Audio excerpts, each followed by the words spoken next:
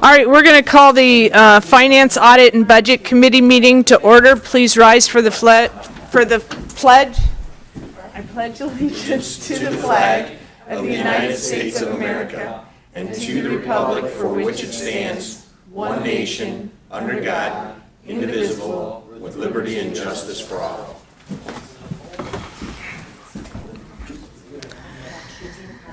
Okay, adoption of the agenda. Is there a motion? So moved. Moved by Romano, supported by Duge. Please vote.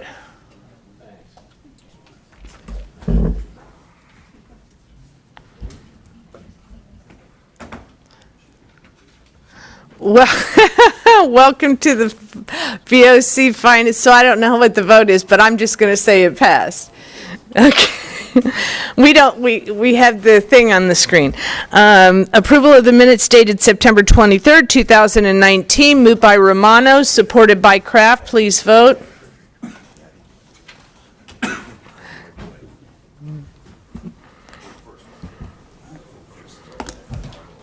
That passes 9-0. Thank you. Public participation. Does anyone wish to be heard? Seeing none, we'll close public participation. Presentations, budget process review from our Director of Legislative Affairs, Crystal Richardson, and our Public Relations Manager, Courtney Flynn. Come out, Courtney.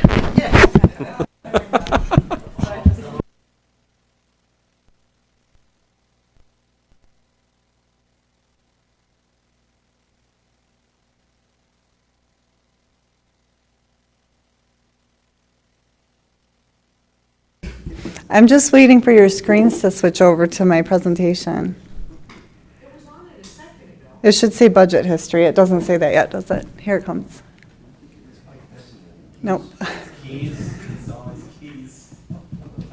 There it is. No. Are you seeing it on your screen? Yeah, it's on the screen. Okay. It's technology. So I hate technology. By the way, you know I'm chairing, and we've already figured out, Patty said my iPad's doing some weird stuff Yeah, over there. yeah, If yeah. I'm involved, you don't have a chance anyway. Your iPad isn't here. Move your mouse. You see? Yeah, it's, Oh, is it something wrong with it? It's gone. no, I know. Well, at least it didn't happen to a guest. Now, let's see, let's look on the bright side. We already had 3 other meetings. If we came in for this and she couldn't get it going and said, I'm sorry, guys, I'll have to see you next week, then it would have been a bad thing. I would have ran it off. We would be going through on paper. Yeah.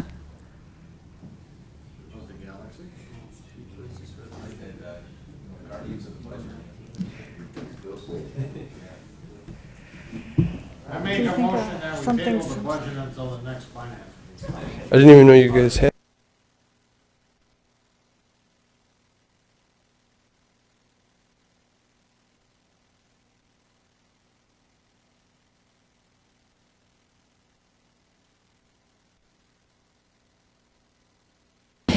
We still have the option, Crystal, of doing it before another budget meeting if you want to do that. What is it, about 15 minutes or? Important information for the board to have before finance presents the budget to you, just so you can be reminded of the process and have that all fresh on your mind before you start your review process. Yeah, I mean, and I can go through it verbally, or I can print it off real quick. If you go through it verbally. Go through it verbally and print I it know. out for us. Because we're idiots. Well, I don't have it, I could share it. It's just a Google presentation. What do you? Okay. Don't give up the day job.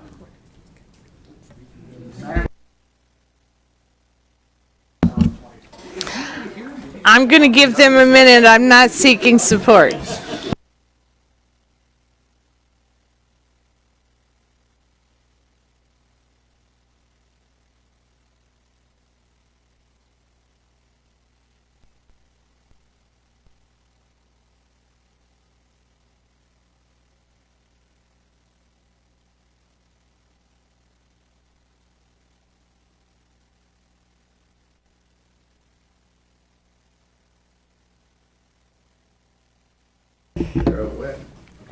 Okay, do you guys have it? Budget history? Okay.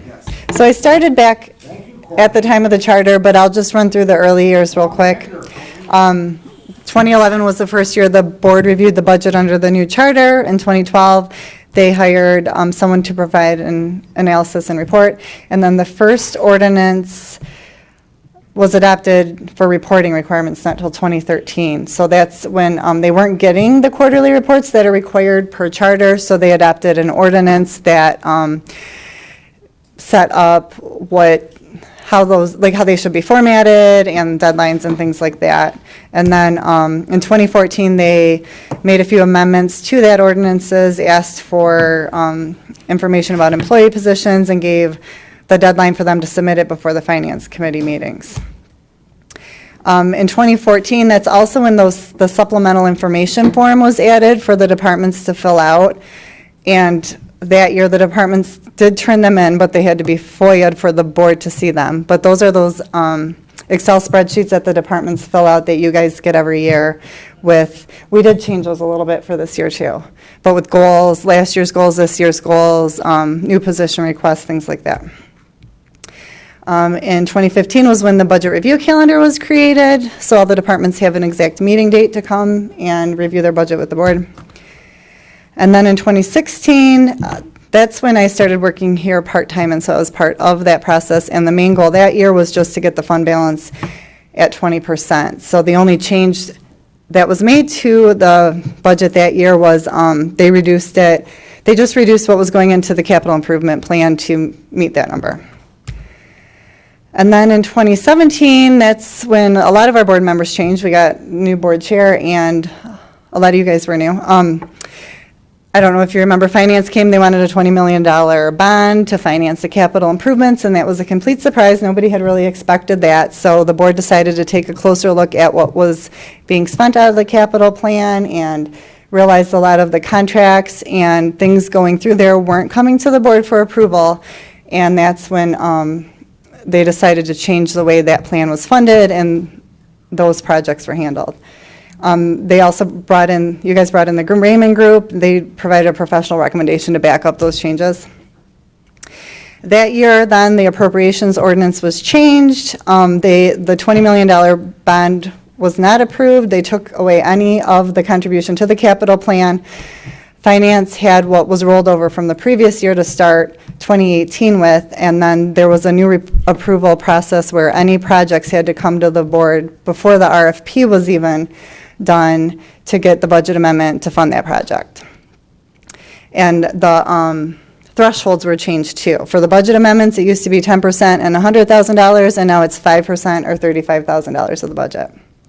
That's also the first year the board requested IFAS access, which you know we still do not have, but that was the first ordinance that appeared in.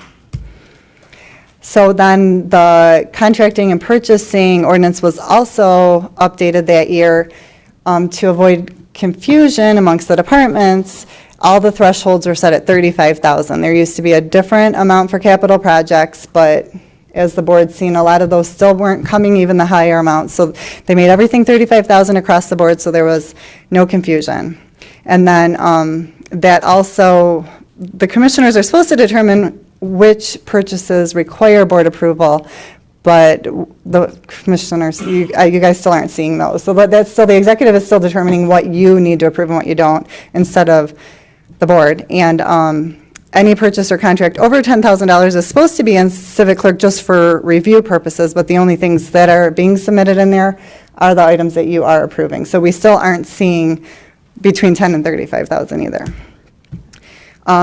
Coming out of the 2017 budget process, the improvements for the next year was between finance and the auditors and the budget review process, there was confusion on the fund balance and how it was calculated, and the board decided we need to change that. So that was an improvement set for 2018, which was last year, and managing the new method of financing the capital improvement plans. That year it wasn't funded at all. We did it on a project-by-project basis, and then the IFAS access was new.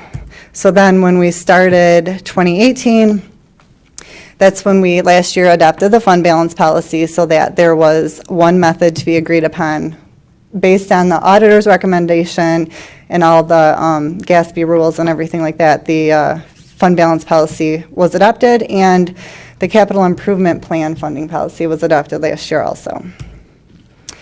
We did try to improve communications, and finance was provided at the beginning of this year. I put together, out of all the ordinances that have been adopted that have to do with budget or capital plan or quarterly reports, I summarized it in one document and sent it to them at the beginning of the year with our finance meeting dates, the deadline dates, so that there was no confusion what was expected and when and what was to be on those reports.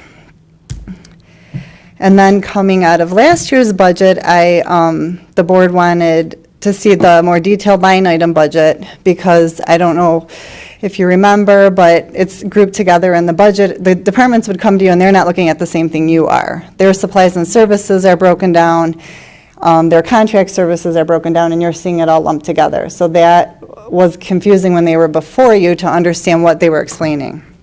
And then also identifying the budget parameters and some key fiscal indicators for budget review. So earlier this year, the board adopted the resolution that set some guiding principles for budget review time. In the past, that was usually done closer to the actual budget review date, but this was all adopted early in the year, sent to the county executive's office and finance before they even started their budget process with the departments. So they knew what the board expected to see before they did their work on it.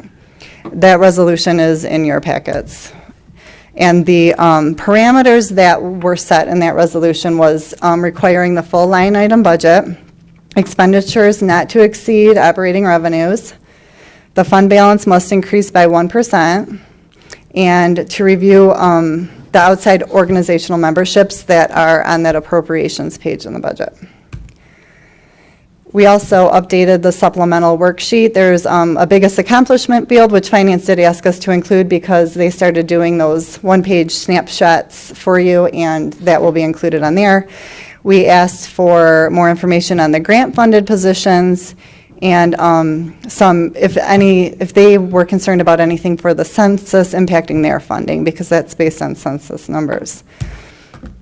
Okay, and I did want to just pull out a couple examples of the line item budget example for you. On this one, it shows Veterans Affairs, supplies and services. One of the items that they use their supplies and services for are for burials for these veterans. So their supplies and services lines, this is one of the services that comes out of there.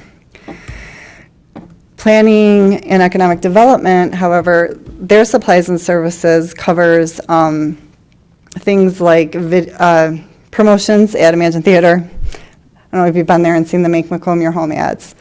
So those are just an example of two different types of purchases that come out of one line item that the board's not really understanding. Supplies and services isn't the same thing across the board. So that's why it was important. It's important to see what exactly their supplies and services are broken down to. And we still, without the IFAS access, we can't see that. And in the budget they provide to you, it's not broken down like that either. So that's something to be aware of going into budget season. So you guys are scheduled to be presented with the budget on Monday. It has been emailed to everybody from the finance department. It's been online in our agenda packet since Friday. And the budget reviews are all being handled at a finance audit budget committee meeting this year. And that there are workshops scheduled at 2 p.m. every day that we have a budget review meeting. Are we going to have paper copies, we scribble? Oh, of the budget? Yes, Yeah. that's so Adriana was able to order those to be printed at the print shop, so they'll be bound like the adopted budget comes to you, like a notebook. So it should be a lot easier for you than those clunky binders to take home if you need and open flat. And so they're going to have those to you before Monday. So, yep. Okay. Okay, and just real quick, you want to speak to the workshops at 2? Yes. So I don't know what direction. I mean, if you had a certain. I don't know. I know you have me coming in at 2. Yeah, so I've got them set at 2 o'clock. I can have that day's budget reviews, everything ready, so the commissioners who can come in early, we can go over that so that you If you don't have, okay. If you reach a quorum, you cannot do Oh, that. right, So, yes. so we got to be careful about how we do that. So I was thinking if the committee chairs who oversee those departments wanted to come in on those days, and then if we do have a couple other commissioners, like you said, less than a quorum though, they could get I could sit down with them and go through what I put together. Everyone gets, That's a good idea. I mean, if commissioners call ahead of time, then you'll know if you have an Yeah. unusual, like, if there's a particular department where there's a lot of interest, there might be too many commissioners. If commissioners let you know, and if you'll let the ones that aren't here know, give us a call so that we know what to expect and who's coming in. okay. And so Commissioner Gillette. Thank you, Madam Chair. Would it be appropriate to maybe have those workshops be sort of open meetings, post them, have them in a conference room? I don't know if that would be conducive to do the work that needs to be We done there. can do that. They are posted Um, as open meetings, and we can do them in the committee room. That's what that's set up for, so. Okay. Yeah. That way we don't have to worry about shuffling this commissioner in, shuffling that commissioner out. Right, here's my only concern on it. If you do that, this is not something that they're expecting all the commissioners to feel the need to attend. But minutes and things might not reflect that.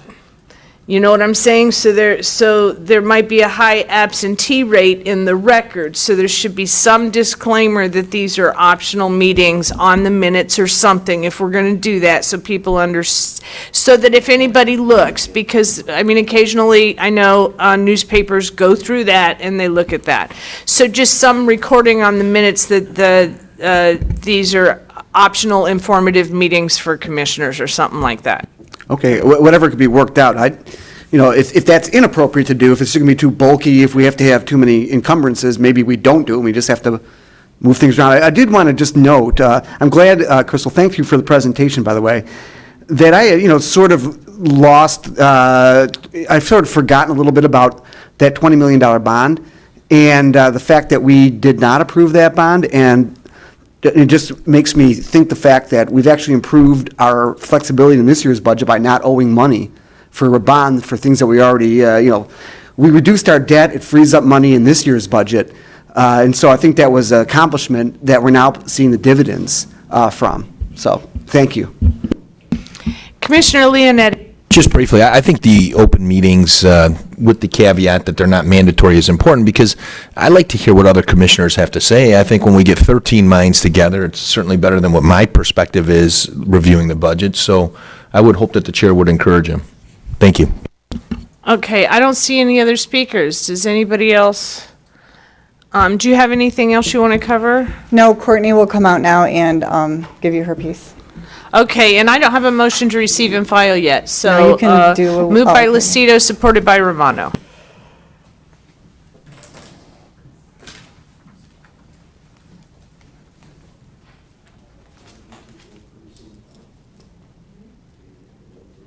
Oh, after she's done. Go ahead. Oh, I didn't hear No, don't everything. worry after you're done, because you're part of, I made us all one. Hi, I will be short. Good afternoon. Just to follow up with what Crystal was discussing regarding just the budget review process, I just wanted to give everyone an update kind of on the communications plan that I hope to employ for the 2020 budget season.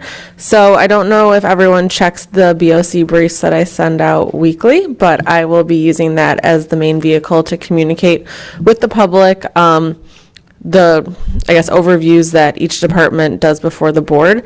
So I will be sending out the Wednesday briefs, which typically happens every week, and then supplementing that with however many meetings we may have that week. So the public can see exactly the highlights of each department. So if there's proposed raises or, new programs being proposed, that may be some type of specific highlight. And that will all be under the guise of the kind of the Guardians of the Budget theme that we decided to do for the budget this year. I don't know if everybody saw that last week as well, but so with that, kind of the basic premise of it is that the board will ensure a thorough review process, encourages public engagement and employee engagement on the budget, ensuring a strong future for Macomb County, and then also advocating for the vulnerable populations of the county. So in addition to the BOC briefs that I will be sending out, I also plan to do infographics highlighting things such as increases or decreases in revenue, the fund balance, and other type of kind of finance information once I dig deeper into the budget. And then I'm also hoping to get video clips of commissioners talking about the budget, maybe committee chairs and others who would like to do it. So, I'm not going to call anybody out right now, but if you guys can think about it, and if you would like to get really fun and, maybe kind of further buy into the Guardians of the Budget theme, and maybe you want to come dressed up as like a superhero or something, that could be really fun and get a lot of positive attention. So I'm just throwing that out there. Halloween is also coming up, so you can mash the two together if you just want to think about that. She had us until the dress like a superhero. I mean, I think this is a really great opportunity for everyone to kind of have their alter ego. Okay, Commissioner Drillette, did you want to speak again? I do. Okay.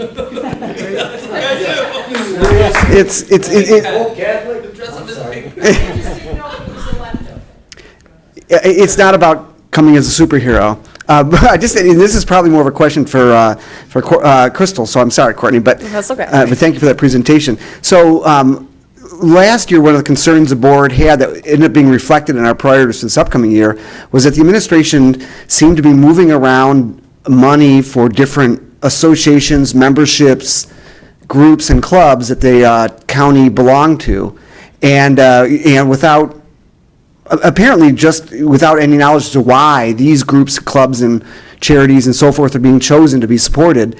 And so we, through Commissioner Hawes' work as chair, we required that these organizations come and explain the value they're providing to the county for a cost of a county joining their club or their membership or their group.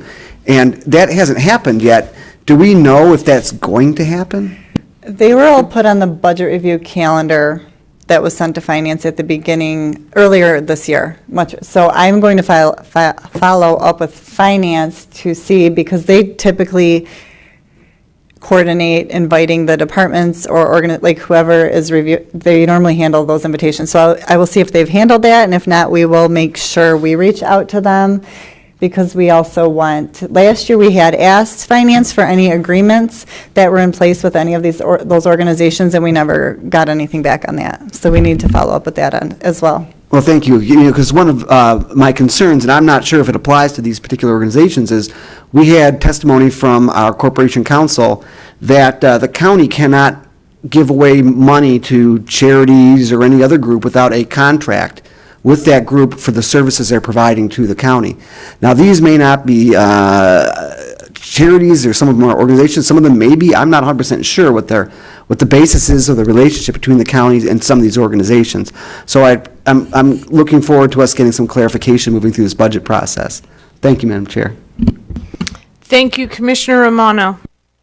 Thank you, Madam Chair. Courtney, we're not going to let you go that easy.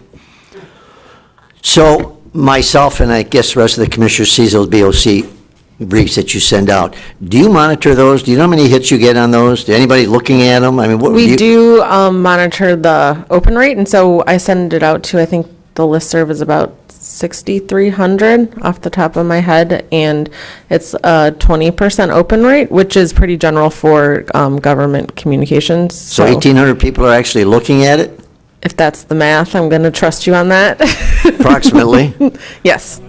Yes. And then they're also shared on our Facebook, and then I send emails every week to commissioners as well with just kind of snippets from what was in the briefs to share on your personal Facebooks or your commissioner Facebook pages and social media. Okay, you getting feedback on that, on the BOC briefs from the many that you send out to all these people? I've heard that it is well received, but No. Have you received anything back from them saying one particular item you send out, or this or that, or do you get anything back from them that you From could who? share with us? No? Nobody responds to those BOC briefs? So I guess I'm a little confused about the question.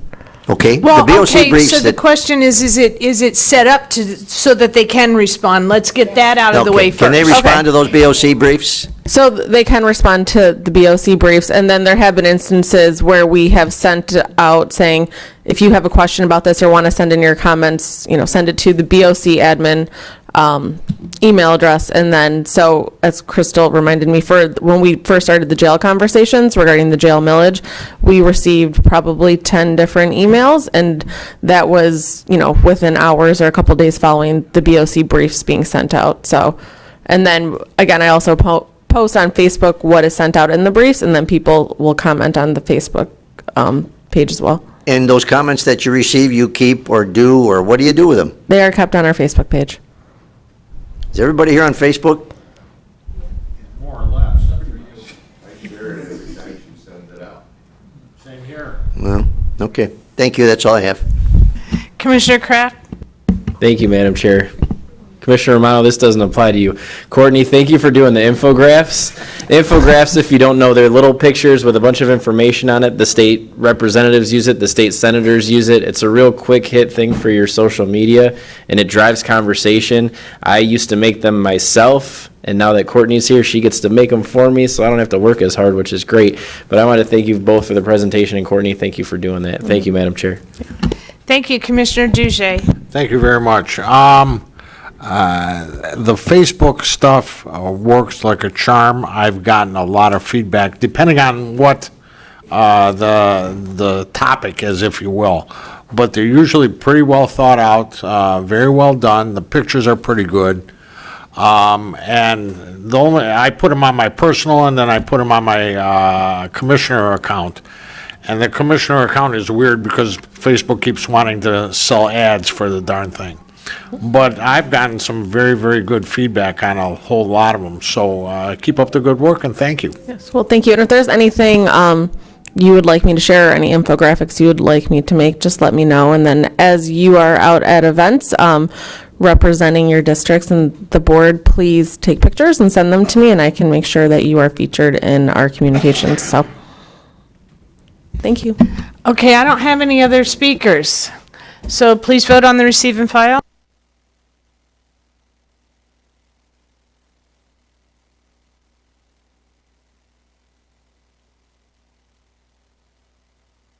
Okay, so motion passes. Correspondence, we don't have any correspondence. Adjournment, well, I'm going to do the public participation before the adjournment, even though the agenda says otherwise. Public participation, does anyone wish to be heard? Seeing none, we'll end public participation. New business? Any new business? Motion to adjourn by Duge, supported by Kraft. Please vote.